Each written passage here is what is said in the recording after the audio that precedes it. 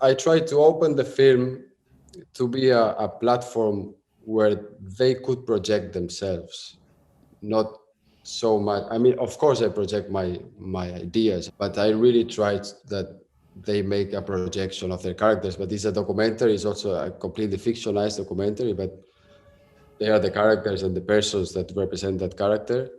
So what was really fundamental for me to let them project into the film. Hello and welcome. My name is Cristina Nord. I'm the head of the Berlinale Forum, an independent section of the Berlinale run by the Arsenal Institute for Film and Video Art.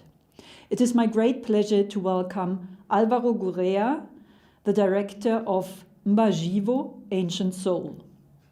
Hello, Alvaro. Hello. It's a pleasure to meet you. Great pleasure to meet you too. How are you? Yeah, I'm good. I'm in Barcelona right now, and everything fine, as good as it can be in Great. these days. Okay. I have a couple of questions which are a little bit more general, and then I have questions which are more specific. I think the first one is a pretty tough one because I would love to ask you to describe your film in 2 sentences. That's never been really that easy for me to do that. But, exactly. That's why I said it's quite a task. Yeah. So this is a film about Yono, who is also called Mbah Jhiwo. He calls himself Mbah Jhiwo. That's why the title of the film. And he's pretty much an outsider that finds himself lost after his wife abandons him.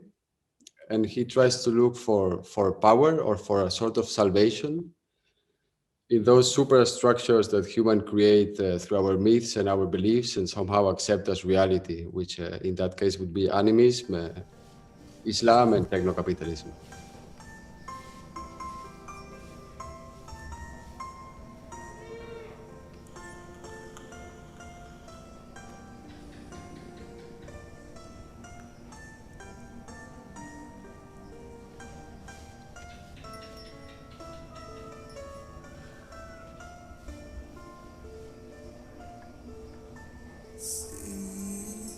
Isosun pahami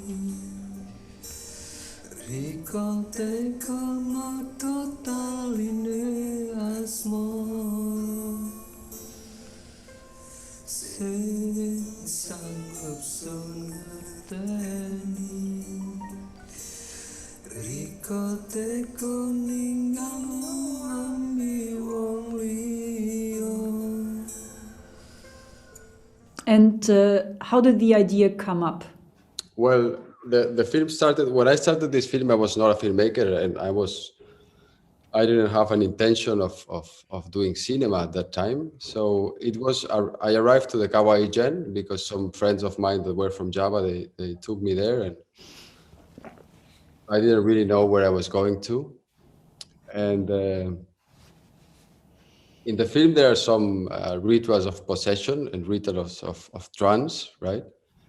So I think that was the first trance of the film when I myself felt kind of possessed when I arrived to the Kawaii Gen. I had a small camera and I started shooting like, in a state of great excitement. So after that, I asked myself what that experience was, and I felt really attracted to do a film there. And this impulse is what has been all along these 5 years we've been doing the film. Mm-hmm. I have to admit that at the beginning, I was a little bit skeptical, and not only me, but also Rizky Laswardi, who is the Berlinale Forum's consultant, and he's living in Indonesia. And we were both like a Spanish filmmaker in Indonesia, making a film with a community. The risk of falling into the trap of extractivism might be pretty big. That was before watching the film.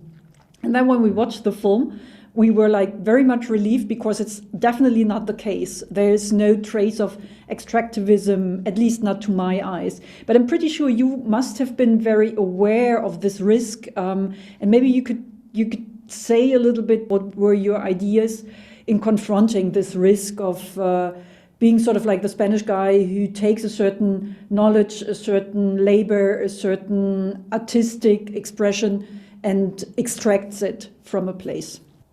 I really like that you asked that to me, and I was aware that you would consider that point, and of course I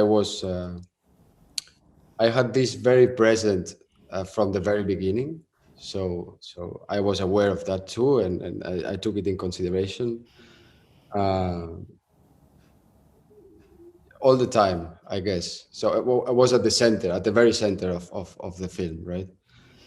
And so, as I said, I don't really believe I chose the subject because I was not a filmmaker before. I was not looking for a film to do. So that was something that attracted me to cinema. So it's not an election I did, I suppose. But after I went to the cow agent for the first time and I did a bit of a research, I saw that the cow agent and the miners are very exploited in the media.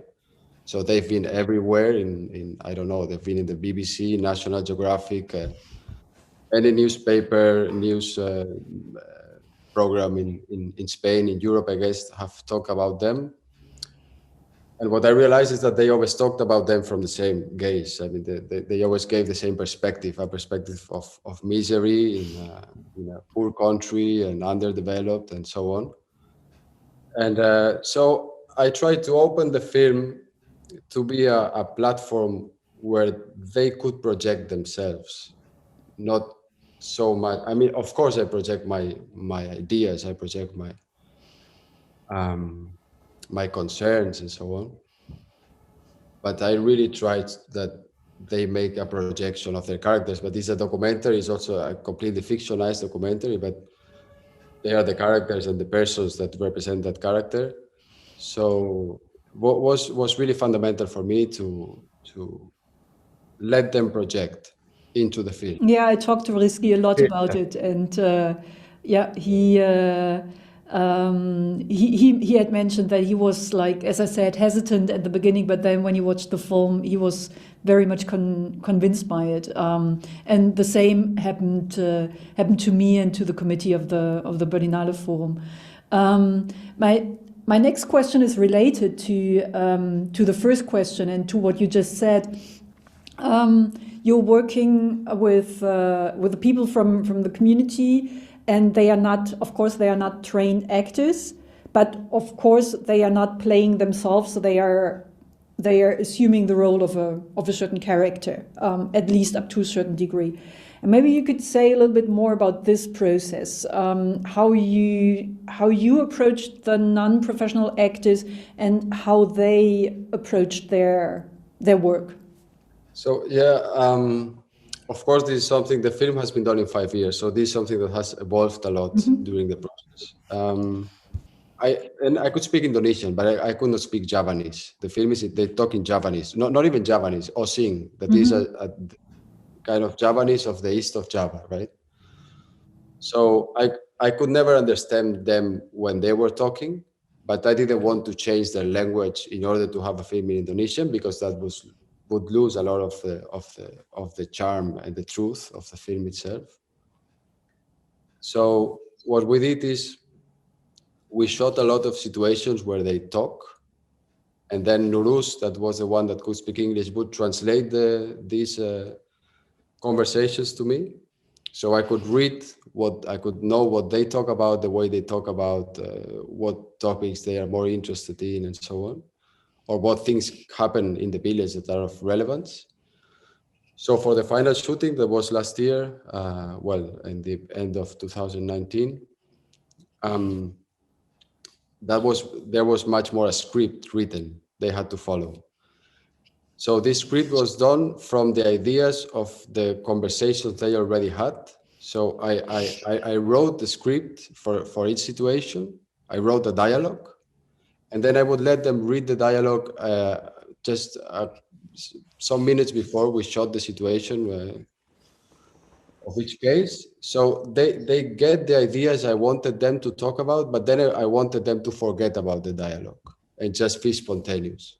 So each of them was free to bring a topic at whatever time they wanted, but more or less they knew that there were these things they had to talk about.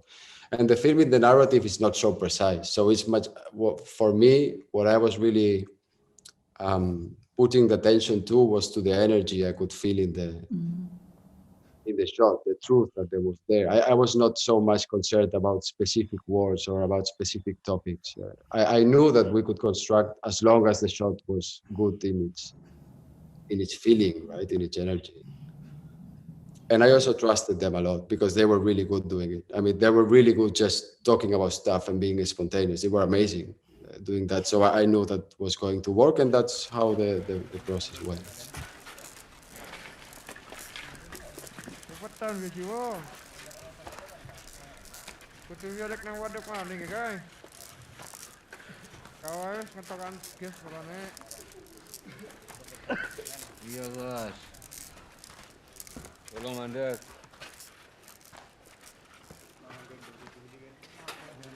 Kedua. Ini nak juga ini.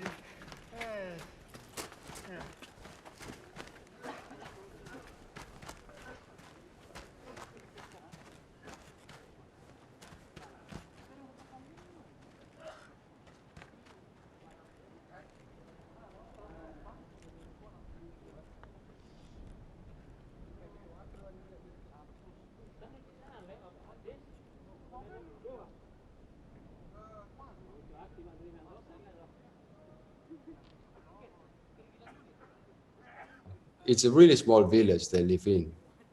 And I was quite attracted by the thing that in that village coexisted rituals, activities, costumes that for me belong to very different periods of history. But they were really attracted by modernity and, and also very devout in Islam, because Islam is becoming stronger, I guess, now in Indonesia, or at least in that area for sure.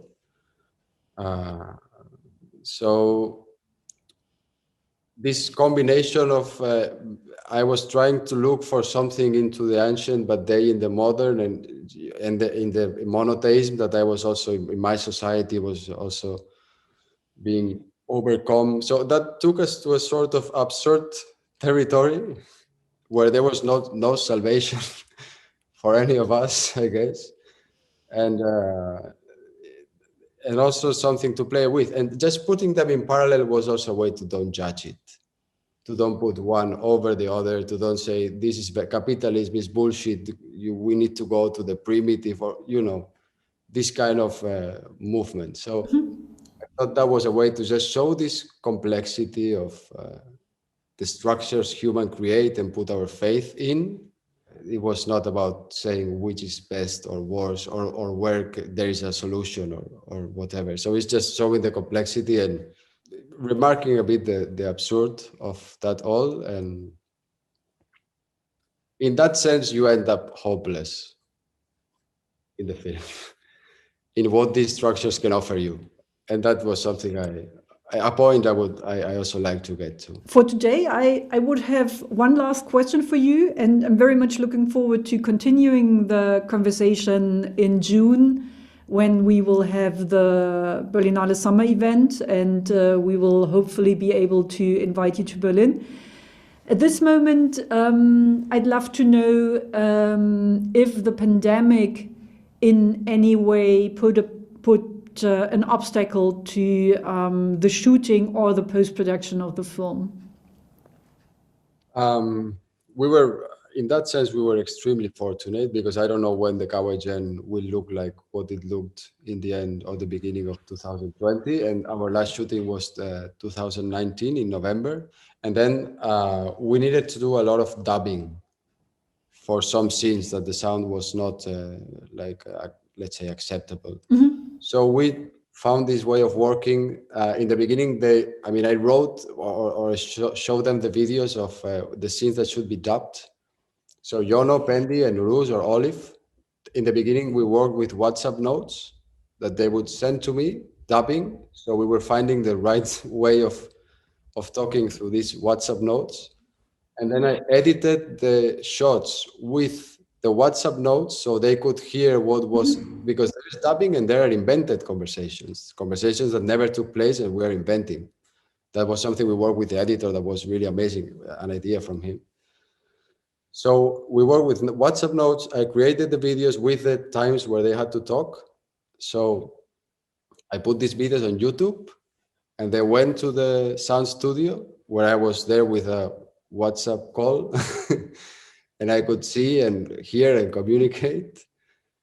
And they started dubbing themselves. And that worked really amazing. They became like experts in dubbing themselves and creating conversations. I would like people, I mean, I think that would be difficult to see which scenes are dubbed and which are not, with because the work they did in that sense was really, really impressive. I mean, it's been beautiful for me too. Also, we kept the spirit of shooting alive until the very last moment, and this relation of creating together things until the very end. It's not just I get into the post-production and so they stay behind, but we kept creating together until the very end, and this has kept everything very much alive and everyone involved along all the process. Thank you very much, Alvaro. It was great talking to you. It's been a great pleasure for me too. Thank you very much. Yeah, and I very much look forward to see you in June. I hope yes, it goes well. take good care and see you soon. See you soon. Thank you very much. Bye.